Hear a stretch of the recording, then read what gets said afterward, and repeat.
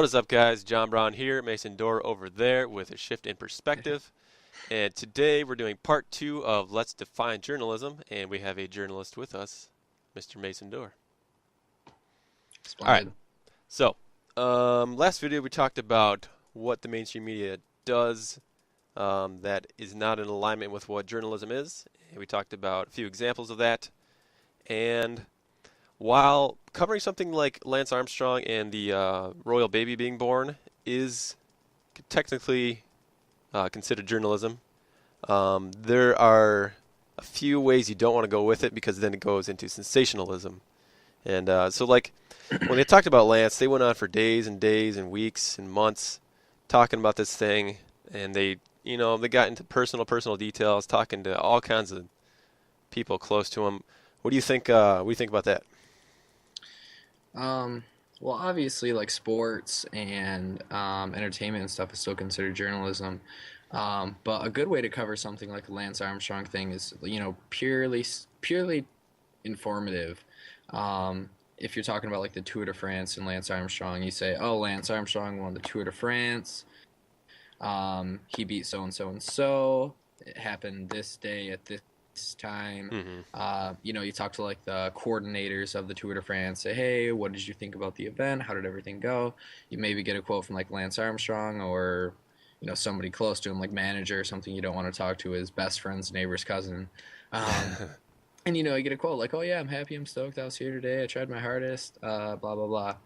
But I mean, what they do is a lot of times it's like pure sensationalism. They make it seem controversial. They make it try and seem as shocking as possible to grab eyeballs from readers. And the problem with that is they fail to explain like the broader issue behind the story. They focus on superficial details, and it's obviously to attract readers regardless of whether it's informative, accurate, whatever. They're just trying to get as many readers as Yeah. possible on that. So, And yeah, and the main intention behind that would be to get more people to watch the show rather than right, yep, inform yep, the most amount of people yep. possible. And another thing, Entertainment value.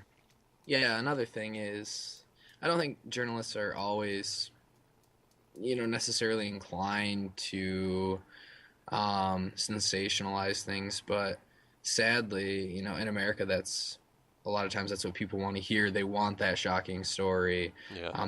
They want to hear about the royal baby. They want to hear about Lance Armstrong's drug scandal, Yeah. and um, yeah, Yep. And that's something left for, like, there's news outlets for that. Well, not news really, but like entertainment outlets that are, that's yeah, what they're yeah, for. yeah.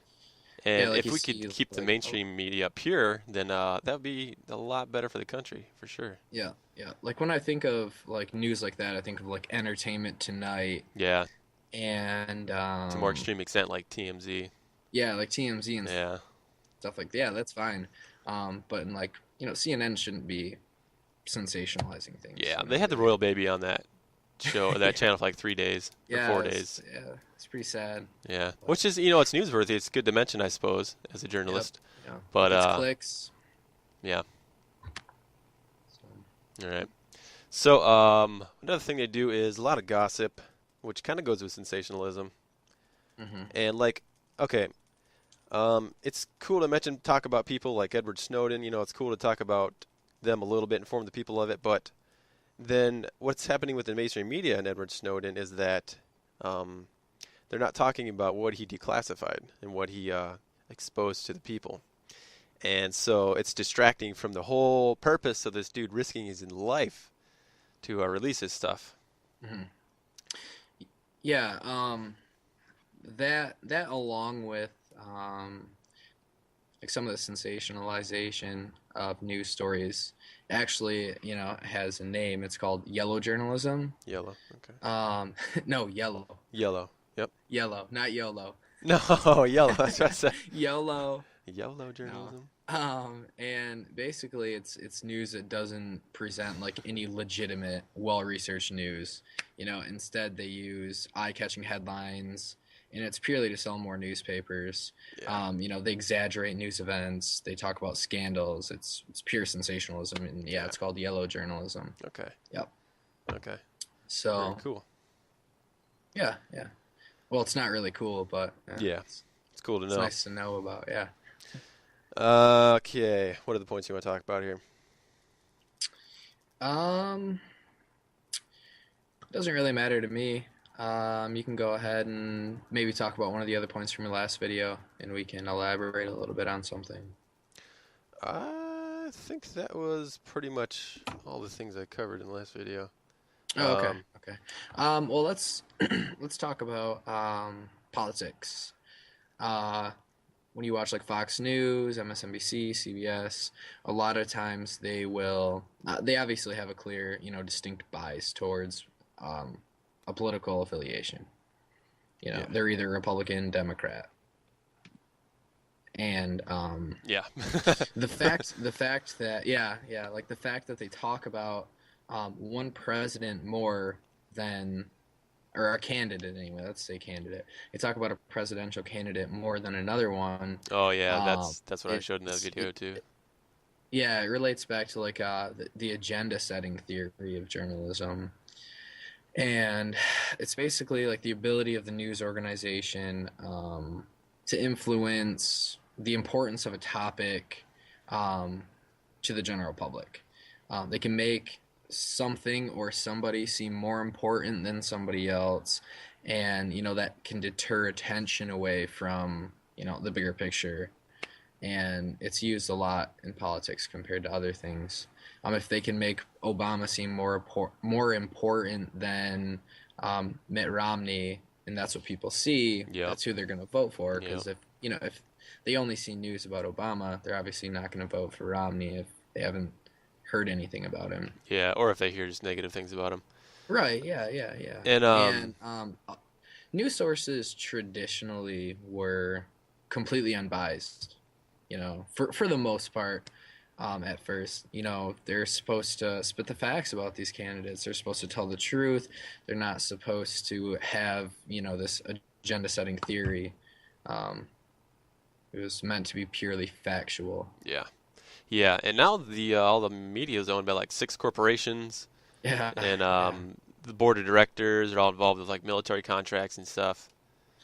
Yep, So you get a yeah. little sense of where that bias is coming from with that. hmm Yeah, and that's not a good thing that there's the huge conglomerates and there's been all the mergers because the information that they disseminate to the public. I mean, that's the public's number one source for news. That's all they're going to see. If six corporations control 90% of the media, that's what people are Yep, going to see. yep, And that disseminated information is all people are going to see. That's all the consumers are going to encounter. yep. And that also goes down. It's like a trickle effect to like smaller news organizations. They see what the larger organizations are talking about, and it sets the tone for what they're going to talk about. Yeah, yeah, So, definitely. yeah. Yeah, it's funny when I look through my Twitter. I was just looking. Actually, I'll bring it up right now. I was looking at. I just want to see some news. Something we could talk about. And I hmm see CBS winning Powerball numbers drawn. Um, bunch of different stuff. Teen dies after being shocked by police. Well, I guess that's pretty good. But there's things like house fires and little things here and there. And then you look at something like RT America, and you see hmm TSA expands its powers despite raising complaints. We're all being poisoned by deregulated capitalism. Judge reduces Bradley Manning's maximum sentence. And it's like just boom, boom, big story, huge story. And hmm CBS, NBC, CNN. Okay, here we go. CNN breaking news. Usher's son is doing well and recovering, according to statement. hmm Oh boy. Yeah, it's because he's a celebrity that Yeah. there's more importance. People want to hear about it. That's frustrating to me, and it happens every single time. It's so contrasting when you subscribe to both of those places, RT Yep. America, Yep. Anonymous, and then you have like CBS, and it's just like, oh my God. This is like Yeah. it's like TMZ style, man. It's crazy.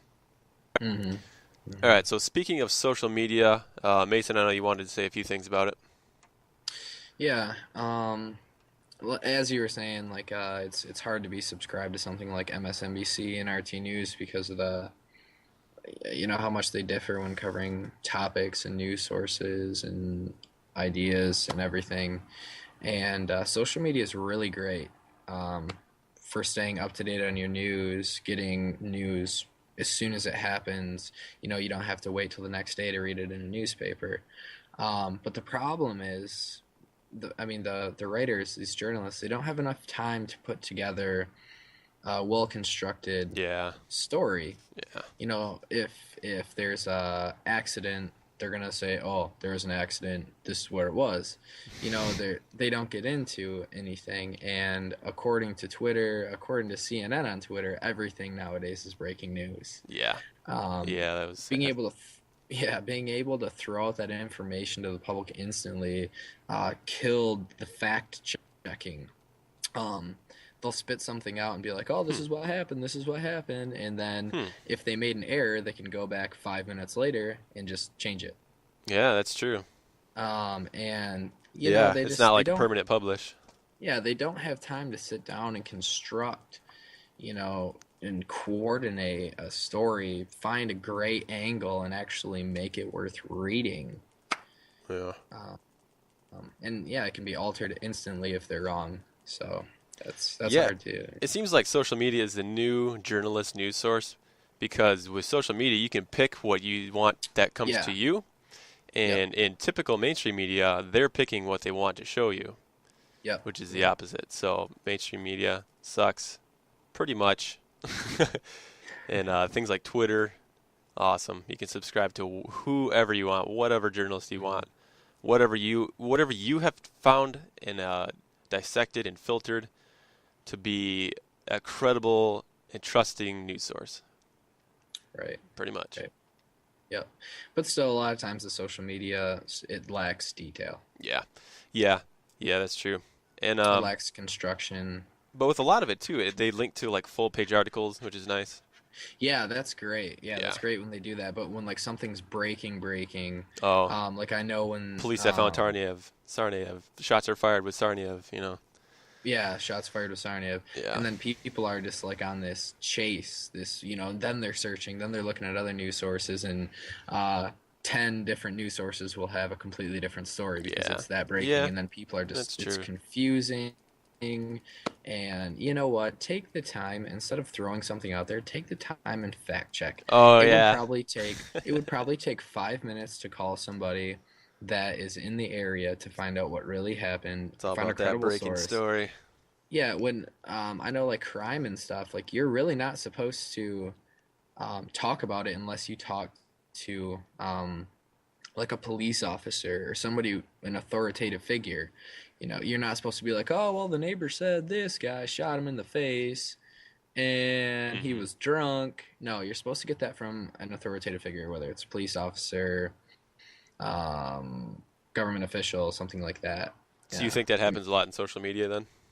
Yeah, yeah, that happens a lot, Okay. man. Um, like something that really sticks out is when there's like a huge catastrophe. Like when that fertilizer plant blew up out west. Do you remember hearing about that? Yeah, yeah, that's huge. Well, you look at like 50 different news sources, all of them had a completely different number of people dead. Oh, I see what you mean. Okay. Right, right, Yeah. Yeah, that's right. kind of disrespectful a little bit. Yeah, Especially if yeah. the numbers would have been like super high and then they weren't actually that Yeah, high. yeah. Some of them were like 200 people dead. And they just And made that kind of thing up. Just yeah, assuming just yeah. to get like highlights and numbers. Yeah, you're supposed to wait. Oh, You're that's supposed to so get that sad. information from a police officer that's been there, that has seen, the bodies, that has had time to do Okay. I body see what you count. mean. And then you say, hey, this many people died. This Yeah. many people are hurt. You're not just supposed to guess. Yeah. So I guess in journalism, that happens every once in a while, but I guess now that you're aware of it, or now that people are more aware of it, they can look out for that. Yeah, And it's just they'll check their sources in the future after the event happens. They'll say, okay, this is the first initial breaking information, and then after that, yeah, yeah, check back, check back, check back. yeah. So yeah, To that me can happen. it's just unprofessional, Yeah, for sure. you know. Um, Yeah, so part of journalism is that's part of it right there. Checking your facts, getting them straight. mhm. Trying not And then to. that, Yeah. that can also relate, like journalists. There's a Society of Professional Journalists, okay, and they have a code of ethics that all journalists, should follow. It's great, um, And the first thing is journalists are supposed to seek the truth and report it. Okay, seek the truth and report it. Test the accuracy of all the information from all your sources before you disseminate it. Seek out subjects in news stories and give them the opportunity to respond to allegations instead of just being like, oh, this person did it because this person said so. Let the other side tell their story. Seek the truth and report it. The second thing is minimize harm. Okay. Um, Basically, treat people with respect. Show compassion for those who may be affected by your news coverage.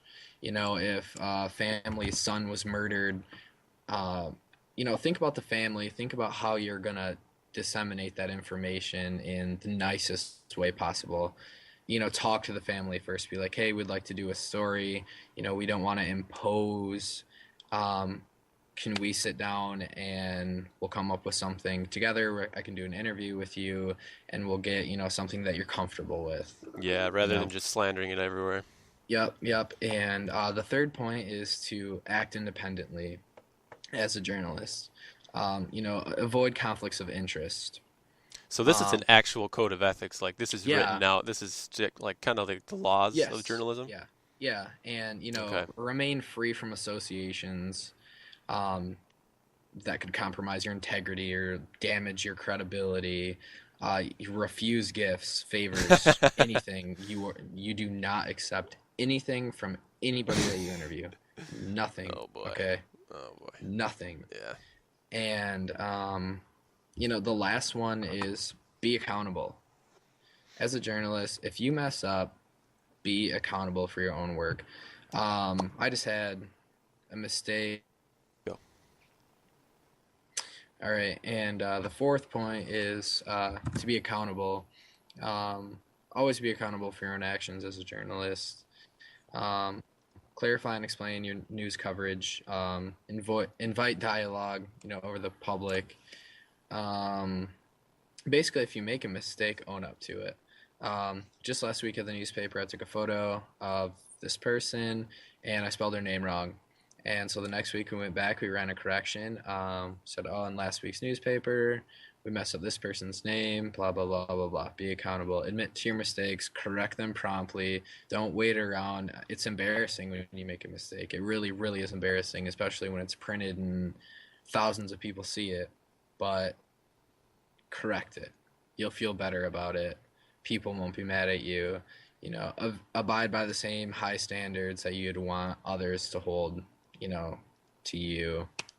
And another thing about being accountable is to expose like unethical practices of journalism. If another journalist is doing a bad job in your newsroom, they're doing something unethical, you tell them. You tell them that they're doing something wrong or they're, you know what I'm saying. Yeah. Yeah. Yeah. And you encourage the public to voice, their grievances against your news source. And a lot of times that's hard to do. You don't want anybody to badmouth or bash your newspaper or um, your media outlet, but people are going to. You have to accept that. You have to have thick skin. Yeah. For sure. Oh yeah. Like with Michael Hastings, he was a reporter, and he was just giving it to so many different media outlets. He was just criticizing the crap out of so many people, and Mhm. oh man, he got so much backlash. He got death threats, all kinds of crazy stuff. Yeah, yeah. I've gotten some hate mail, but I've gotten more. It's a I've good gotten more sign. It's a nice sign you're actually doing letters. something. Yeah, I've gotten more nice letters than hate mail, so I like to think I'm doing a decent job. Yeah, yeah, you're doing good. but yeah, I've gotten some pretty bad hate mail. That Yeah, Monsanto one. but that's part of the job. You look at it, it makes you upset for a few minutes, and then you kind of you just have to laugh about it. If you really did make a mistake, you're gonna correct it. You should feel good about that. And if the person's just being a dickhead, then the person's just being a dickhead. You Yeah, know, for sure. realize that not everybody's gonna like you. No matter what you cover, 50% of the people are gonna like you. 50% of the people are gonna Yeah. hate you. Yep, there's always going to be haters. Yeah, yeah. Always getting the haters. All right, so Okay, defining journalism. There is the code of ethics. Is there any more to that? No, those are the 4 points. Okay, Yep, so there's yep. 4 points of it. Obviously they go a lot more in depth than what I covered, Yeah. but that's the main idea behind each of the All right. 4 points. So Yep. let's Okay. recapture the 4 points. What's the first one? Okay. Wait, what's that? I'm sorry. Let's recapture the first 4 points. Oh, okay. Yeah, seek truth and report it. Seek truth and report it. Minimize harm. Minimize harm. Act independently. Act independently. And be accountable. And be accountable. And do you, as a journalist, think the mainstream media is doing this? Define mainstream media. I mean, like, Like, I your mean, typical Fox News, CBS, CNN, NBC. Do you think they're being uh, accountable? Do you think they're reporting the truth? Just go. no, Yeah, yeah, pretty much no. no. Um, They're reporting an yeah, opinion, I think, or in a yeah, bias. yeah. When you break it down, like mainstream media-wise, in the SPJ Code of Ethics, seek truth and report it. Obviously, they don't test the accuracy of all their information. Um, Yeah, we've covered that in depth yeah, already. We've already yeah, yeah. dissected that part. So, Yeah. I guess for the other three, they qualified decently well for those. hmm Yeah. So, all what? right. Oh, well, not necessarily. No? I wouldn't say that. No. A lot of times, be accountable if, unethical practices are going on in their newsroom. Oh, yeah, yeah, yeah. Somebody would have said something a long time ago. Yeah. And that's pretty funny because I remember I was listening to the Joe Rogan Experience, and he had Amber Lyon on, and she was a former CNN reporter, hmm and uh, her boss didn't want her to run a story about Bahrain, however you want to say hmm it. And like he was pretty much just straight up censoring it. He was getting paid to run like propaganda on his network, and he would not let her practice that. And she actually did. She actually did voice her opinion about it. It got her fired, but Yeah. she called him out, said it said what's going on, and ended up getting her fired. So she was an honest journalist. Yeah, there's another report about milk Oh yeah, and yeah, yeah, how bad the milk was for you after being injected with certain like growth yeah. hormones and stuff. Yep, I remember that. And it was like a whole team of journalists got fired. I can't remember the news organization off the top of my head, but I know it was one of the mainstream I ones. feel like it was Fox for some reason. Say that. But Yeah, yeah, and like the whole team got fired, yeah, I and remember that. that's outrageous. Yeah, They're looking out for the public. That's what they're supposed to do. yeah. Inform the public. And apparently the corporation, whoever's running the news outlet, had a little favor in the side of Monsanto. So Yeah, yeah. imagine that. So, All right, so you think that covers it? What else you got to say? that was basically all I had. Um, Let me just reiterate one more time. Journalism, it should be objective. There's a huge lacking of objective journalism in the world right now. Cover both sides of the story. Stay unbiased. Be factual. Talk about useful knowledge. Don't talk about bullshit. Don't talk about the royal baby. You're there to service the public good. Fulfill a genuine need to know something. Avoid slander, libel, unethical practices. And Just I say do what you need to do that, because if you do yeah. that, odds are you're not going to be on the head anchor of CNN. No, I don't think So so. I guess do what you can. Abby Martin works for Russia Today, and she said she was blown away that the only way that she could voice her true opinion was to work for Russia. Yeah, yeah, Yeah, no, yeah, she did what she had to do. She didn't, instead of changing her to fit the news organizations, she changed the news organizations to fit her, yep. type of And thing. sometimes you have to do that. Yep. So, bam. That's what journalism should be about. We got a journalist saying it right here, Mason Doerr, going to school for it, knows what he's talking about. And yeah, thanks for watching, guys. This is A Shift in Perspective. John Brown and Mason Doerr out. See you later.